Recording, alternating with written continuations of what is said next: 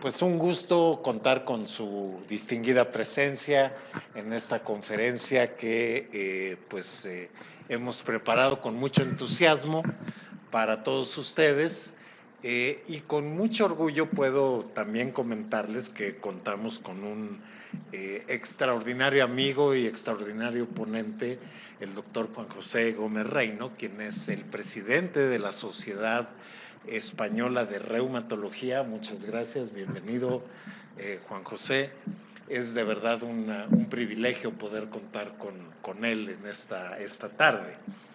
El título es muy sugestivo, ¿verdad?, de lo que vamos a platicar para ustedes el día de hoy. Desde que inicia el padecimiento, usualmente a través de su manifestación cutánea, la psoriasis, y las diferentes comorbilidades y condiciones que se asocian a la misma, que van a culminar con mucha frecuencia en un padecimiento articular y de los tejidos blandos, la artritis psoriásica. Yo me voy a permitir hacer una breve introducción, unos minutos, mientras también vamos a dar paso a que puedan servir sus alimentos, para posteriormente pues tener la plática de nuestro distinguido profesor, el doctor Gómez Reino.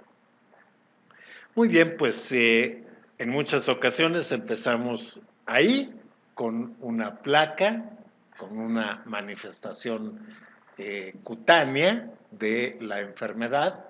En ocasiones no es tan evidente como esto, en ocasiones es muy pequeñita la manifestación cutánea, en otras ocasiones se manifiesta en las uñas, no tan aparentemente, y desafortunadamente en el transcurso del tiempo podemos llegar a tener cuadros como el que estamos viendo ahí, que llega a ser altamente discapacitante, como muestra la figura. La psoriasis en la piel pues es una enfermedad cutánea muy común, la podemos reconocer en muchas ocasiones, y pues ya mencionábamos cómo se asocia a múltiples condiciones sistémicas. Es un padecimiento inflamatorio, sistémico, puede tener manifestaciones cardíacas. Ya hablábamos de las manifestaciones en las articulaciones, manifestaciones en la entesis, manifestaciones también a diferentes niveles como el ojo, etc. Aquí tenemos algún dato interesante de estas condiciones con las que puede coexistir el padecimiento cutáneo.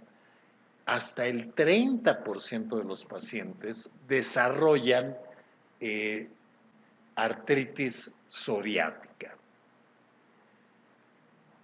Y esta artritis también puede tener diferentes caras, diferentes imágenes. Para los especialistas en reumatología, que aquí veo varios de ellos, pues están muy familiarizados con las manifestaciones ungueales, las manifestaciones a nivel de la entesis, este proceso inflamatorio que denominamos entesitis, la sacroileitis, y por eso y por la seronegatividad de esta condición se clasifica dentro del grupo de las espondiloartritis, y también por su manifestación morfoestructural sobre el esqueleto axial. Aquí tenemos estos sindesmofitos gruesos que se denominan osificaciones paravertebrales u sindesmofitos atípicos. Hoy en día, con técnicas avanzadas de imagen, con técnicas como el ultrasonido, podemos detectar de manera temprana, de manera precoz y en ocasiones de manera subclínica las manifestaciones y el compromiso articular, en este caso dado por una sinovitis con señal Doppler de poder positiva. Pero bueno, también podemos llegar a estas manifestaciones extraesqueléticas, extracutáneas, como la uveitis. Podemos tener manifestaciones tan importantes, destructoras de las articulaciones, estas deformidades en copa y lápiz, acrosteolisis, etcétera. Y este gran compromiso cutáneo aquí manifestado desde el punto de vista histológico. ¿Qué tan frecuente es la artritis psoriásica? Bueno, su prevalencia se ha estimado entre 6 y 25 casos por cada 10,000 personas en los Estados Unidos. En un momento se pensó que esta era una condición rara, sin embargo, los estudios ya con criterios de clasificación, de diagnóstico, indican que hasta el 30% de los pacientes con la manifestación cutánea pueden desarrollar, como habíamos mencionado, las manifestaciones articulares.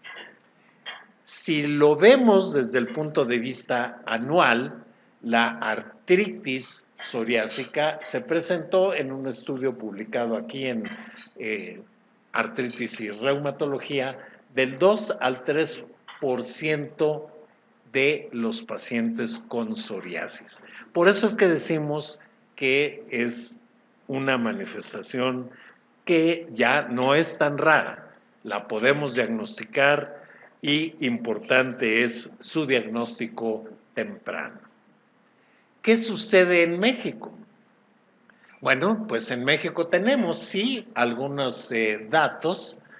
Se estima que hay un poco más de 2 millones de enfermos con psoriasis, según los datos de la Sociedad Mexicana de Psoriasis y el Centro Dermatológico Ladislao Pascua, que como ustedes saben, ahí se congregan un gran grupo de dermatólogos, de especialistas y pues que dan atención a estos pacientes y vean ustedes cómo se ubica dentro de las 10 primeras causas de consulta en este centro dermatológico Pascua. ¿Alguna otra estimación? Esto está publicado en el Journal of Rheumatology, encabezada esta encuesta por el doctor Álvarez Nemey, y él hizo este estudio de prevalencia en el sur del país y justamente empleó la técnica de Copcord y pues fue menor del 1% cuando fueron casa a casa haciendo esta encuesta buscando la prevalencia de diversas condiciones reumáticas. ¿Cuál es el impacto? ¿Cuál es la carga de la enfermedad?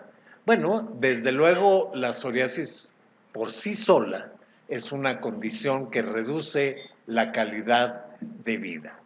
Y sabemos que los pacientes con psoriasis pueden tener una afección cutánea pues bastante extensa y a mayor extensión de la afección cutánea, mayor va a ser el impacto funcional, el impacto sobre la calidad de vida que tengan estos pacientes, que desde luego pueden desarrollar la manifestación articular. Cuando desarrollan las manifestaciones articulares, bueno, se impacta de manera muy significativa la calidad de vida y esto de acuerdo a toda esta serie de cuestionarios que evalúan el estado de salud general de los enfermos.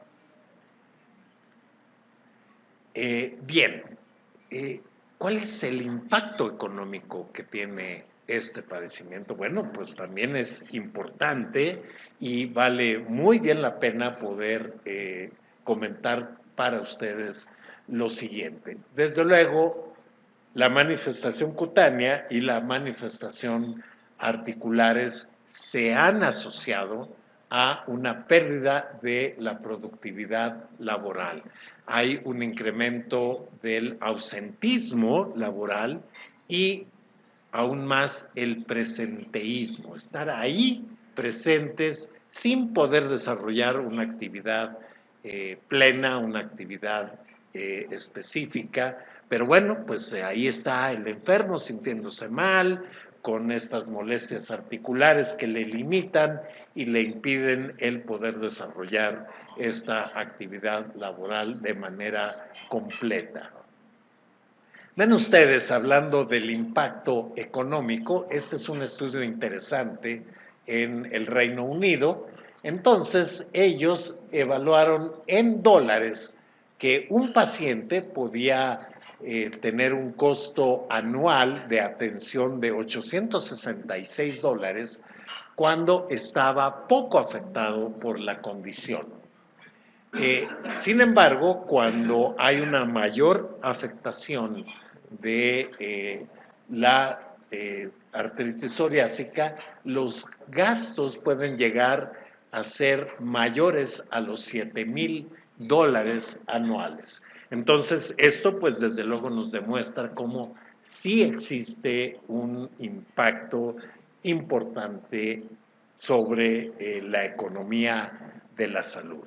Y bueno, pues yo no quiero seguir en el uso de la palabra sin tener el privilegio de poderles presentar al doctor Juan José Gómez Reino. Ya inicialmente comentaba para ustedes, actualmente el presidente de la Sociedad Española de Reumatología, pero pues déjenme comentarles que un poco antes de llegar por acá, yo le preguntaba, Juan José, ¿cómo quieres que te presente? Bueno, pues él muy amablemente y de manera muy sencilla nos dijo, simplemente di que soy amigo de todos ustedes.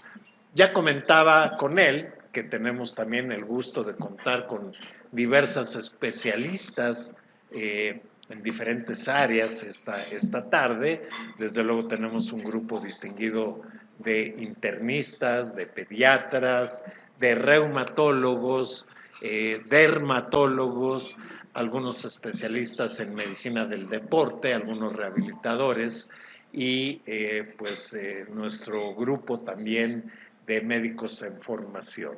Algunos también haciendo especialidad en ecografía musculoesquelética, y vaya que si la ecografía nos ha dado pues un panorama muy atractivo, muy amplio de la artritis psoriásica. El doctor Gómez Reino, en 3 palabras lo comentaré, tiene más de 300 artículos publicados en la literatura, artículos de gran impacto. Es realmente un personaje muy distinguido y destacado.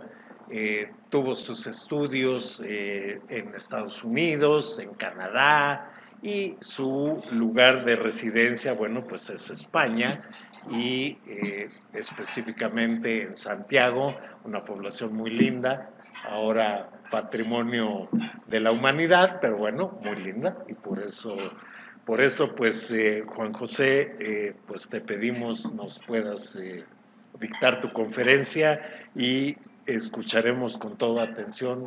Es un honor tenerte acá con nosotros. Adelante, por favor.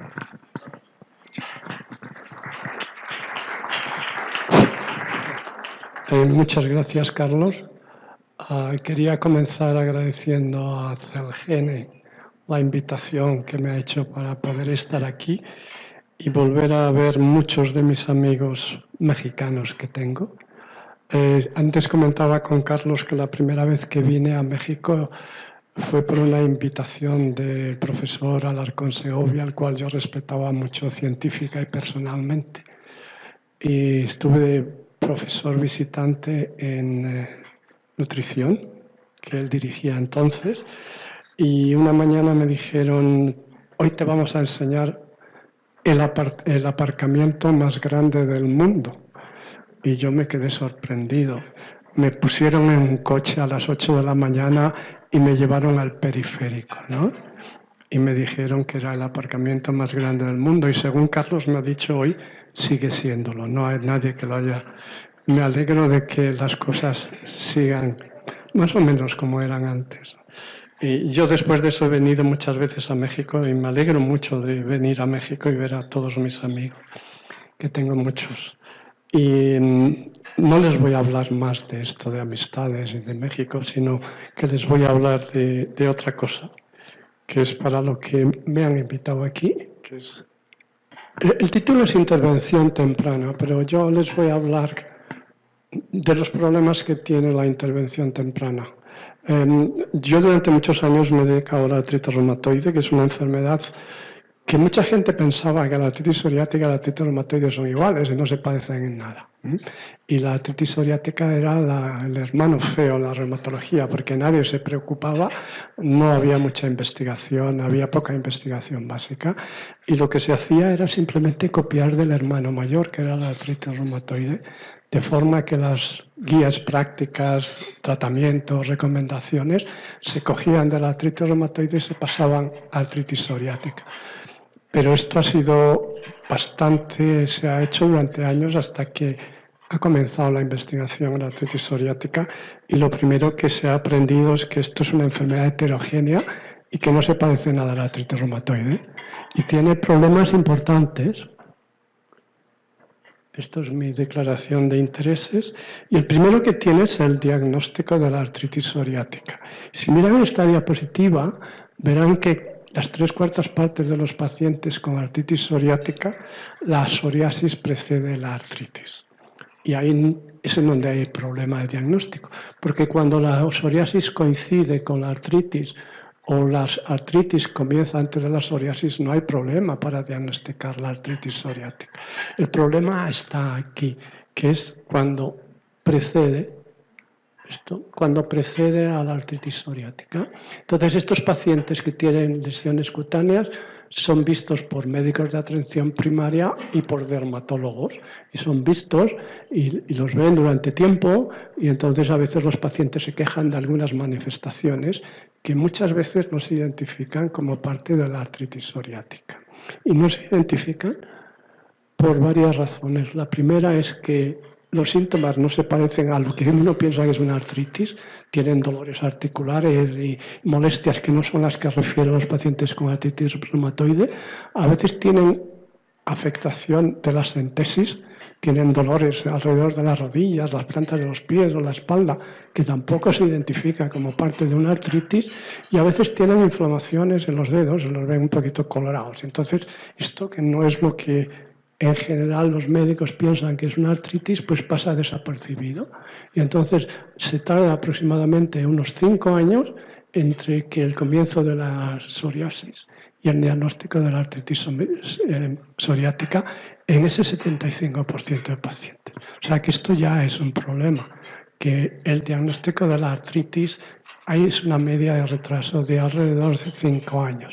Ya saben que en reumatología nuestra máxima es el early treatment, hay que tratarlo más pronto mejor, porque si lo tratamos inicialmente vamos a poder controlar la enfermedad, la progresión, la lesión, el daño, etcétera, etcétera.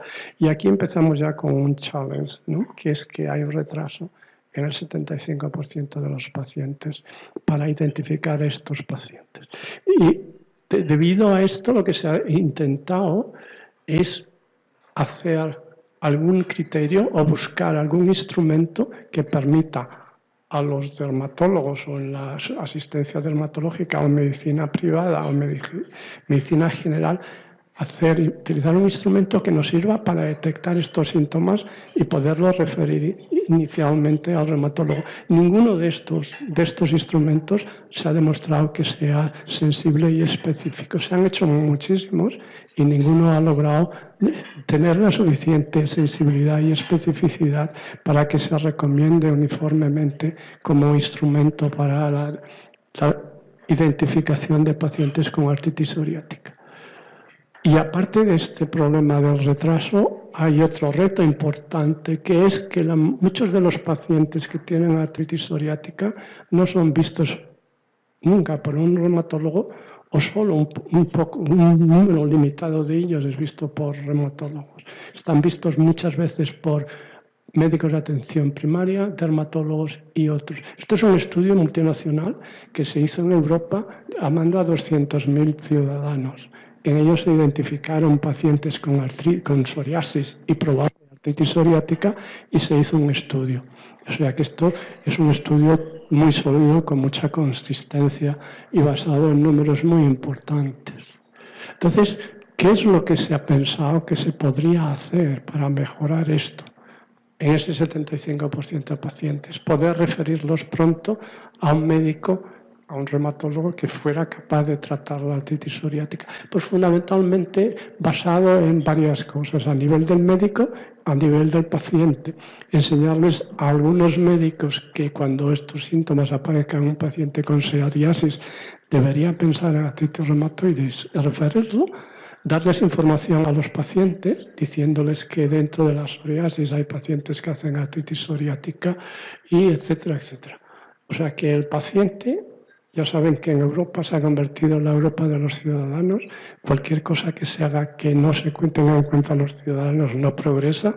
Hay no sé si conocen el programa de investigación 2020, que es una inversión multimillonaria para investigación, y entonces dentro de ese programa hay un programa de salud, y en ese programa de salud hay que demostrar que todos los proyectos que se presentan tienen un impacto en los pacientes, o sea, en los ciudadanos. Por tanto, la idea del paciente como participante de no solo el diagnóstico, sino el tratamiento, es una idea no solo que va a ser eficaz, sino que le va a dar al paciente el poder participar en su tratamiento y el poder que se diagnostique lo más pronto posible su enfermedad. Y una vez que ha llegado al diagnóstico, ¿qué problemas hay en el tratamiento? Porque ya lo hemos diagnosticado, sabemos que tiene artritis psoriática. ¿Qué problemas vamos a encontrar o se encuentra? Pues varios. Algunos se refieren a los medicamentos. Algunos no son eficaces y sabrán, seguro que saben que la enfermedad psoriática afecta a muchísimos dominios, no solo afecta a la articulación, afecta a muchos dominios y que algunos de esos dominios no responden a la terapia. Esta es una enfermedad heterogénea. Yo le doy un medicamento, puede mejorar la artritis, pero a lo mejor no mejora la psoriasis, ¿verdad? Entonces, si uno solo mira la artritis, dice, oh, está respondiendo, y el paciente cada vez dice que está peor porque cada vez tiene más lesión cutánea. Esto es un problema, ¿verdad? Y luego las comorbilidades de las cuales ya hemos hablado. Lo de las comorbilidades es un concepto nuevo. Antes se pensaba que era consecuencia de la enfermedad. Uno tiene artritis, tiene psoriasis y luego le aparece todo lo demás. Le aparece el síndrome metabólico, la enfermedad cardiovascular, la depresión, el alcoholismo, etcétera, etcétera. Hoy sabemos que son parte del mismo complejo. Son parte de la misma enfermedad porque sabemos que las citoquinas que causan la artritis, que causan la psoriasis, también producen resistencia a la insulina, por ejemplo, enfermedad cardiovascular o alteraciones mentales. Me han dicho que hay especialistas de todo tipo. Seguro que han leído un artículo que ha publicado Lancet sobre artritis reumatoide y Alzheimer. Han visto que los pacientes con artritis reumatoide tienen mayor frecuencia Alzheimer que los pacientes que no tienen artritis reumatoide. No solo Alzheimer, sino también alteraciones de la conducta.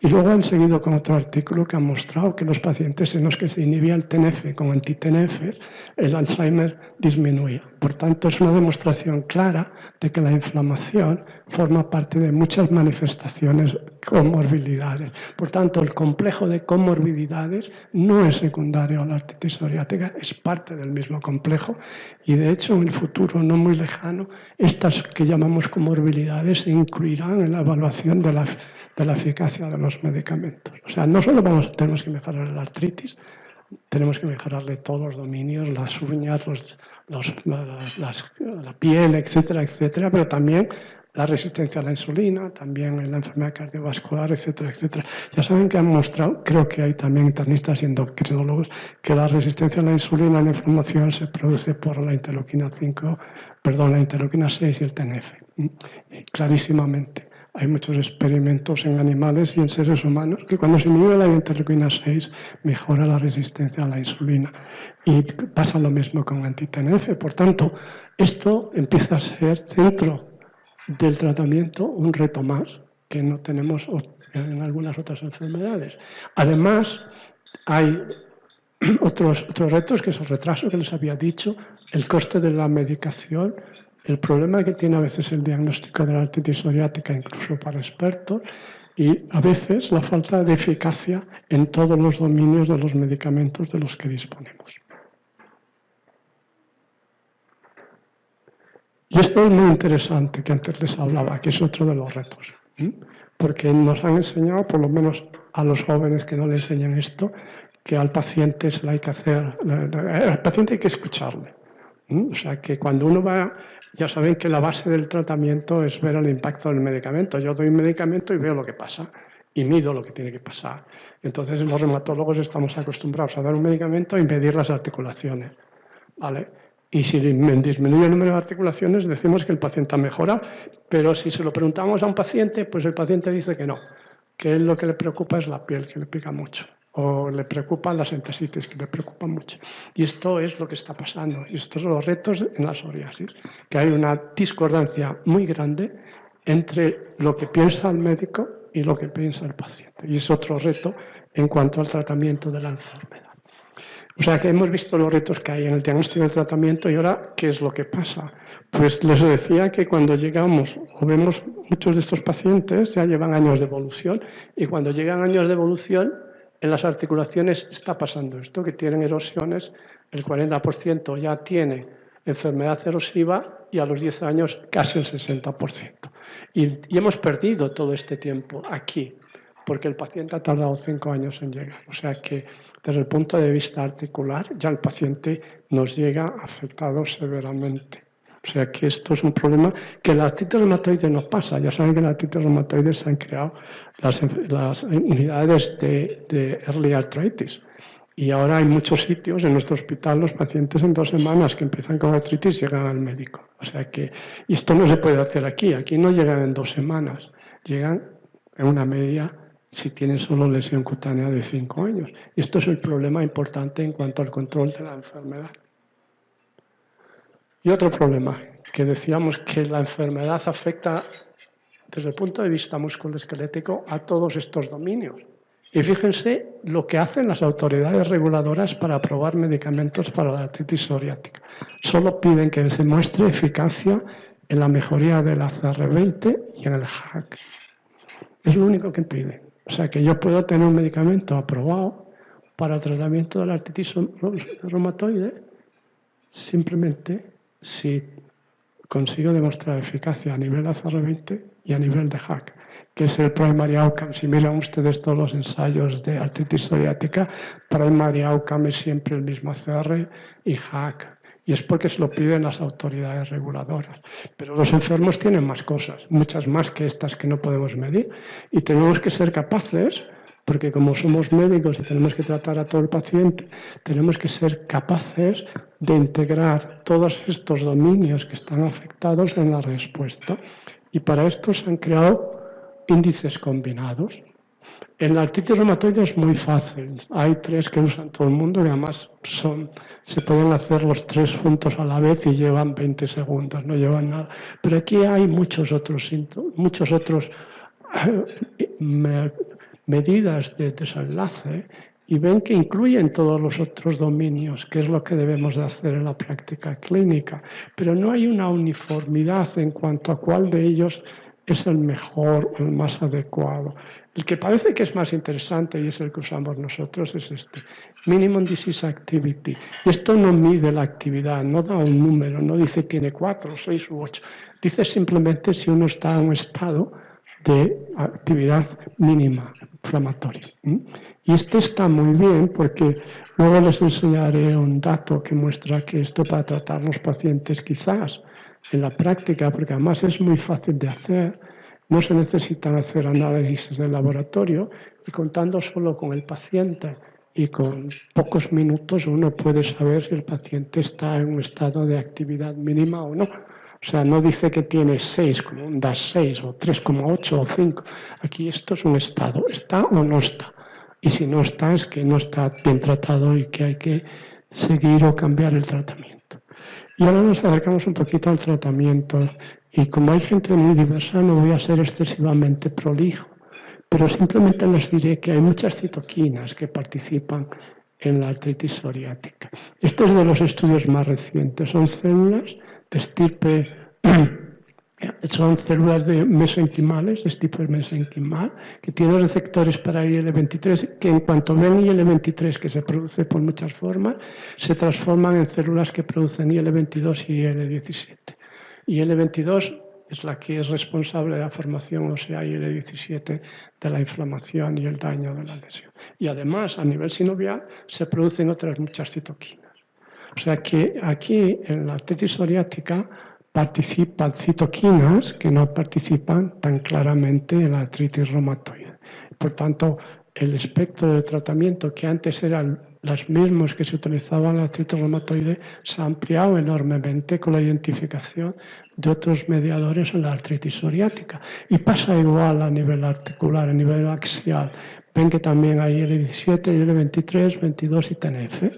Por tanto, hay citoquinas muy relevantes en la artritis psoriática que no hay en la artritis reumatoide. Y la expresión de las citoquinas, además, es diferente en la sentesis y en la columna que en la sinovia. Quiere decir que un paciente puede responder a la articulación perfectamente si yo solo le mido las articulaciones, pero se puede seguir quejando de dolor lumbar o de entesitis. Esto es lo que quiere decir esto simplemente.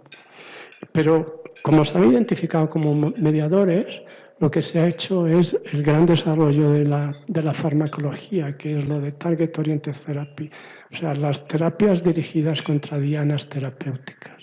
Y entonces se han diseñado una serie que están aquí resumidas, que las ven aquí, de medicamentos. Estos son conocidos y otros no son conocidos, son nuevos, que son Target Oriented Therapy, son terapias dirigidas contra dianas específicas.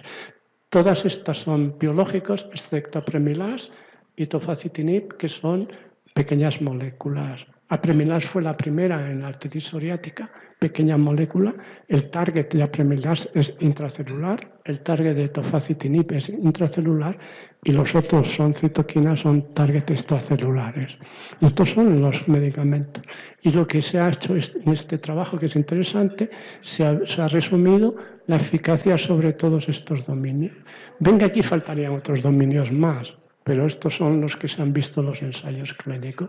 Y, por ejemplo, ven que apremilás en todos los que se han visto pues es eficaz. En otros se ha visto que no es eficaz. En otros se están haciendo los ensayos porque esta diapositiva es de hace 2 años. Aquí habría que añadir ya ahora, tofacitinib ya tiene la aprobación y baricitinib también tiene la aprobación. Entonces, el problema que tenemos en las enfermedades reumáticas es muy interesante. Hace 15 años no teníamos ningún medicamento, o sea que teníamos un problema, que no teníamos nada. Ahora tenemos otro problema, que tenemos muchos. Entonces, cuando uno tiene muchos, hay que saber cómo usarlos, cuál uso el primero, cómo los voy a usar, para cuándo, para qué. Y entonces, en esto se ponen a trabajar la ACR y el EULAR.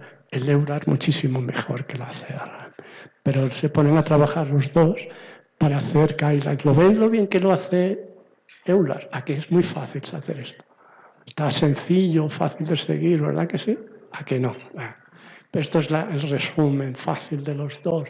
Y esto es simplemente para la artritis periférica. Les he dicho que la artritis psoriática tiene muchas manifestaciones. Por tanto, las recomendaciones, sobre todo las de grapa, se van dirigidas a las manifestaciones no solo articulares, sino extraarticulares. Ahora les voy a contar por qué hay diferencias entre EULAR y grapa. De entrada, EULAR es mayoritariamente europeo, grapa es internacional. Hay norteamericanos, europeos, australianos, etcétera, etcétera.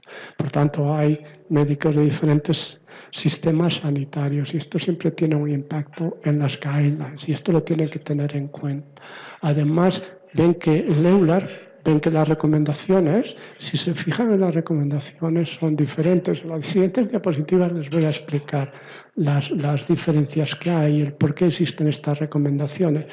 Y ven que es bastante complejo. Y esto, que estaba vigente en el año 15, 16, esto cambia cada 3 o 4 años, como son recomendaciones basadas en la evidencia, y la evidencia cambia, cada 4 años cambian las recomendaciones EULAR y GRAPPA. Pero es interesante que por lo menos se ha puesto un sentido en cómo usar las recomendaciones. Y esto serían las diferencias más importantes. Esto está hecho para saber qué medicamentos debo usar. Y dentro del tratamiento hay dos componentes. Uno, qué medicamentos voy a usar, y el otro es la estrategia, cómo los voy a usar. Esto es simplemente recomendaciones de qué medicamentos voy a usar. Y ven que hay similitudes y diferencias. El comité, fundamentalmente en el EULAR, el comité de médicos, porque había no médicos, el comité de médicos eran todos reumatólogos menos un dermatólogo. En GRAPPA eran mayoritariamente dermatólogos. Esto, lógicamente, tiene un impacto lógico, que en el GRAPPA las manifestaciones cutáneas o extraarticulares, muchas de ellas, tenían una relevancia mucho mayor que en el LOR, porque estaban formados, muchos de los que formaban parte del panel eran dermatólogos. Los principios de tratamiento, esto es muy típico del EULAR. Siempre se define el target es remisión o baja actividad. Aquí no se recomienda, se sugiere que se debe buscar un target para el tratamiento. O sea, saben que como hay muchos jóvenes, los veo muy cansados. Les voy a contar una anécdota para que se relajen, ¿verdad? Es lo que me han dicho siempre. Cuenta alguna anécdota para que se relajen. Hay una diferencia entre Europa y Sudamérica. Si viajan ustedes a Europa y van a un parque, ven que el parque está lleno de personas mayores. Y si ven un grupo, se acercan y ven que hay un niño en medio. Se empieza a extinguir. Cuando uno viene a México es al revés, o a Sudamérica. Va uno a un parque y está lleno de niños. Por eso a mí me gusta ver gente joven, porque ya no estamos acostumbrados a ver gente joven. Una vez que se han relajado con esto, les voy a seguir hablando del tema para que se concentren un poco. Entonces, EULAR decía que habla de un target específico, y sin embargo, GRAPPA dice que bueno, que sí, que hay que mirarlo de un target específico, pero no se fija en lo del target específico. Esto está influido claramente por los reumatólogos, esto quizás está más influido por los dermatólogos. Aquí hay una parte muy importante de las comorbilidades que siempre tienen que considerarse en el tratamiento, es muy importante. Fíjense en el caso, un caso que es relativamente fácil. Un señor esto puede ser muy frecuente en la artritis psoriática, un señor obeso que conduce un taxi, que es alcohólico, que tiene el hígado mal, que tiene lesión cutánea y tiene artritis psoriática, ¿verdad? Entonces, tiene muchas comorbilidades. A este señor, ¿qué le voy a hacer? Le voy a dar metotrexate y le voy a dar un anti-TNF. El señor es feliz siendo gordo y bebiendo y estas cosas. Tengo que tener en cuenta las comorbilidades. Hablar con él y decidir si realmente aquí el objetivo va a ser el que mejore la articulación o el objetivo va a ser que siga siendo feliz como es, ¿no? Y sin embargo, GRAPPA lo que hace es que dice, bueno, que hay que mirarlo, analizarlo y ver el potencial efecto en la elección de la terapia. Que las visiones son muy parecidas.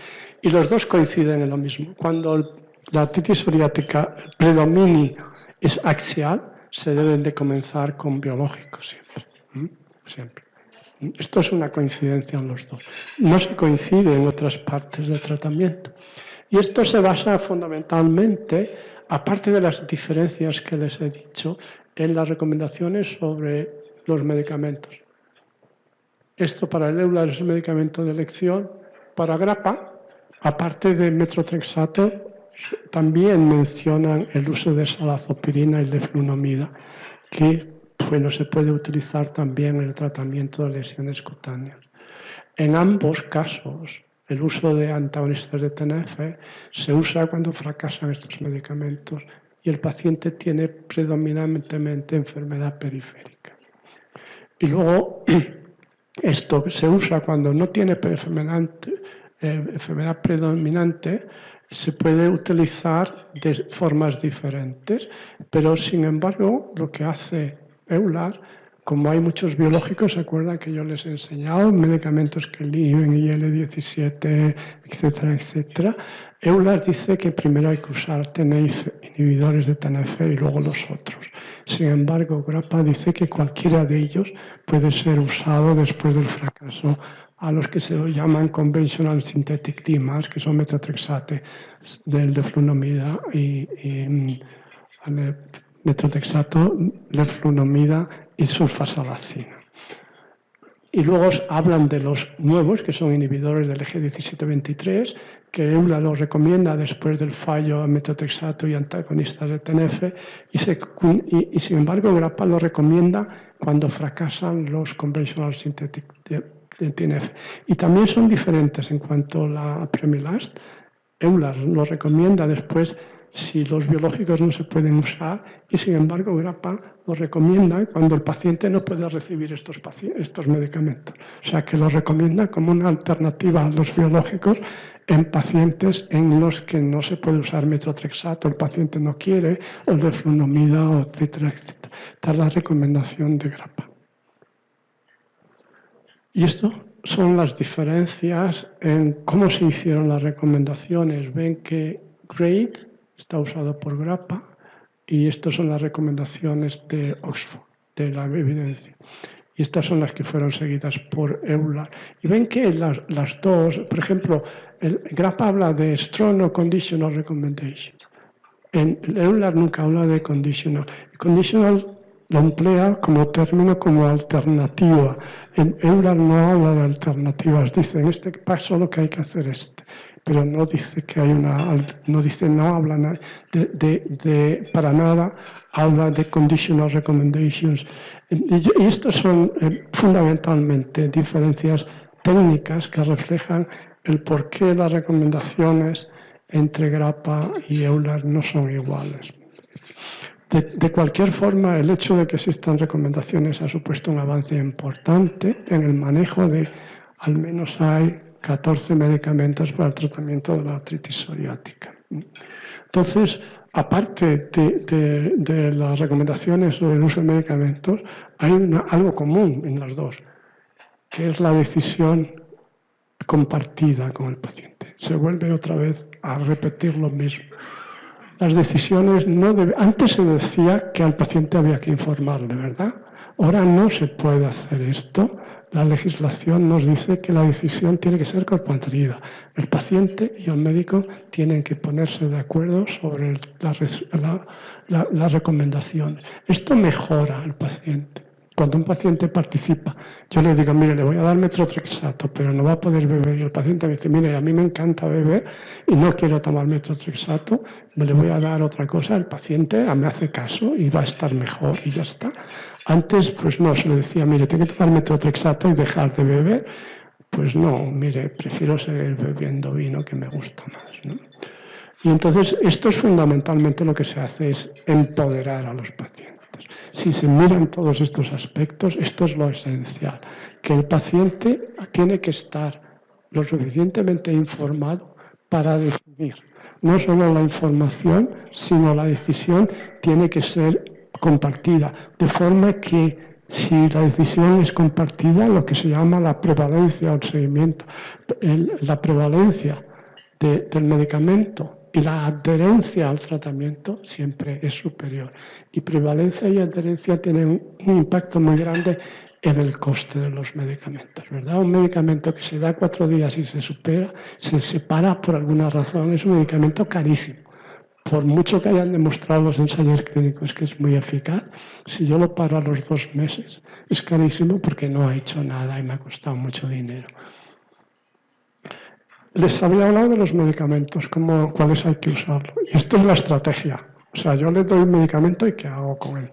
Pues la estrategia, y esto es una idea de EULAR, que es el treat to target. El treat to target tiene 2 bases.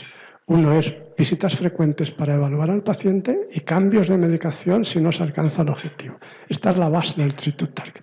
Yo voy a ver al paciente muy frecuentemente, entre cada 1 o 3 meses. Voy a poner el objetivo, si ese objetivo no se cambia, yo tengo que cambiar. O sea, es Treat to Target. O sea, tratar para alcanzar el objetivo. Y si no lo alcanzo, vuelvo a hacer otra vez, a reevaluar al paciente y a decidir qué es lo que tengo que hacer con la medicación. Esto es lo que la idea se desarrolló en la artritis reumatoide y ahora se ha aplicado con mucha eficacia, o sea, mucho interés también en la artritis psoriática. Aquí el problema es el target, porque no ha habido una definición clara. En la artritis reumatoide sabemos cuál es el target. Es medir, o sea, era baja de actividad o remisión medida por DAS, CDAI o SDAI. Ya está, es tan fácil. Aquí no ha habido un acuerdo porque es mucho más complejo. Les enseñaba un cuadro antes de la complejidad de la evaluación de la artritis psoriática. Hay que meter todos los dominios y ver cuál de ellos es el mejor, no solo el mejor, el más fácil y el que se puede hacer con frecuencia. Esto es importante. Entonces, Grappa no recomienda esto. Yo creo que el EULAR lo recomienda. Les decía, la influencia más importante de reumatólogos sobre las decisiones. Y en el último trabajo que se ha hecho, el trabajo clásico que es el TICOPA, que es el Tight Control en la artritis psoriática, el target era MDA, Minimum Disease Activity.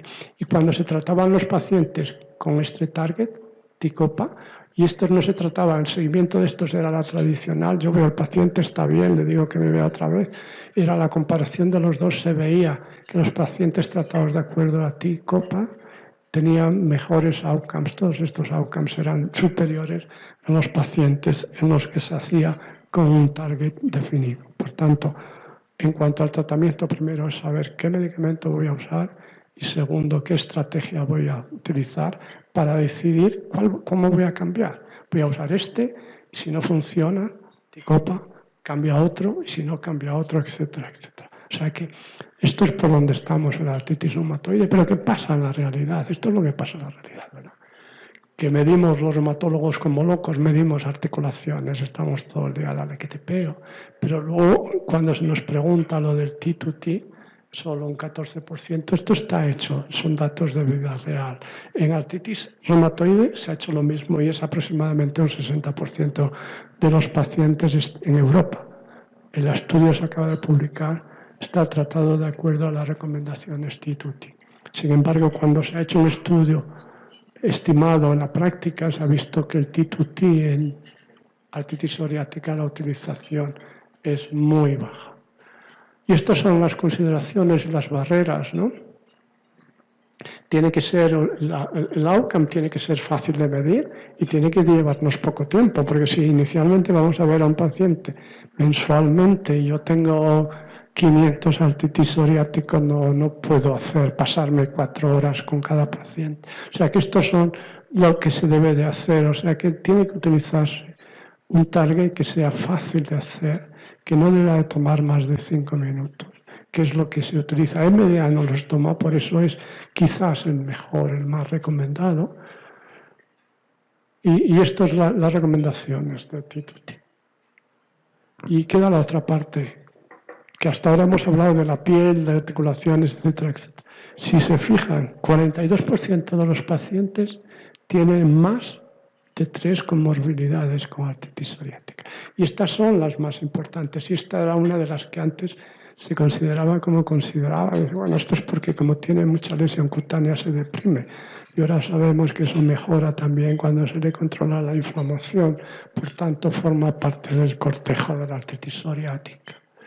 Y estas serían las recomendaciones de Grappa, que son un poco diferentes de las de EULAR, y ya les he explicado que el panel era diferente y por tanto las consideraciones y la vista ha sido un poco diferente.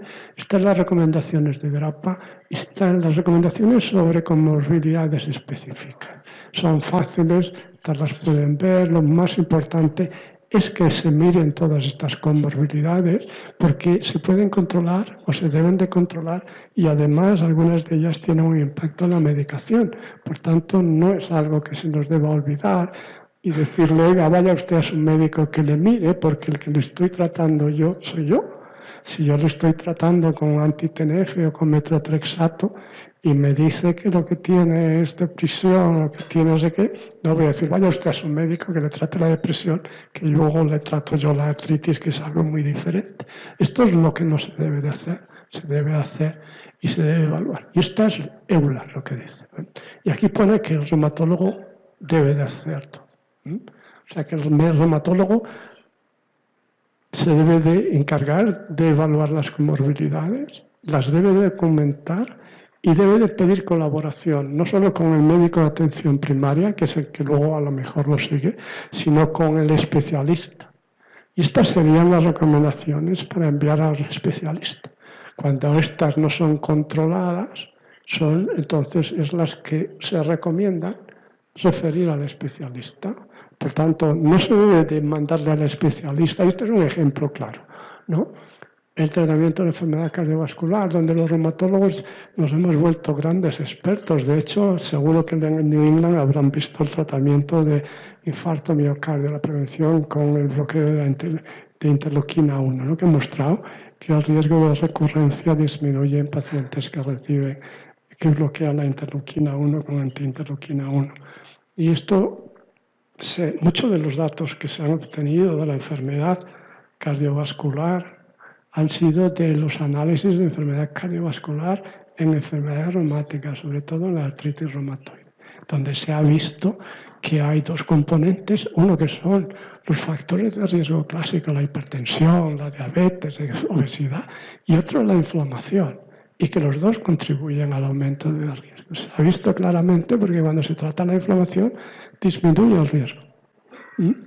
O sea que esto es importante. Y esto, como ven, esto fue el desarrollo, uno de los desarrollos. Verán, la literatura está llena de artículos de estos, muchos de ellos son de mi país, y ven que se recomienda ser responsable del disco. Hay fundamentalmente, el control es muy importante porque el control es independiente de los factores clásicos, tradicionales de riesgo. Por tanto, el control de la inflamación debe ser importante. No se deben de evitar medicamentos como los antiinflamatorios no esteroideos, porque pueden aumentar el riesgo de enfermedad cardiovascular. Y luego se debe de utilizar con cuidado los glucocorticoides, disminuyendo. Lo de los glucocorticoides saben que es controvertido, porque por un lado disminuyen la inflamación y por tanto el riesgo, y por otro lado parece que se aumenta el riesgo. Y por eso la recomendación se ha visto que el nivel crítico, la dosis crítica son 7,5, por debajo de 7,5 no se ven grandes aumentos del riesgo cardiovascular y por tanto esto es una recomendación o algo que se intenta hacer en los pacientes, utilizar corticoides en vez de antiinflamatorios no esteroideos y utilizarlos en dosis bajas que no estén asociadas con aumento de riesgo. Y voy a acabar con esta diapositiva que yo creo que es el mensaje para los jóvenes y para los menos jóvenes. Y es que la artritis psoriática no es una enfermedad, es parte de un complejo. Que debemos de hablar del complejo psoriático o de enfermedad psoriática.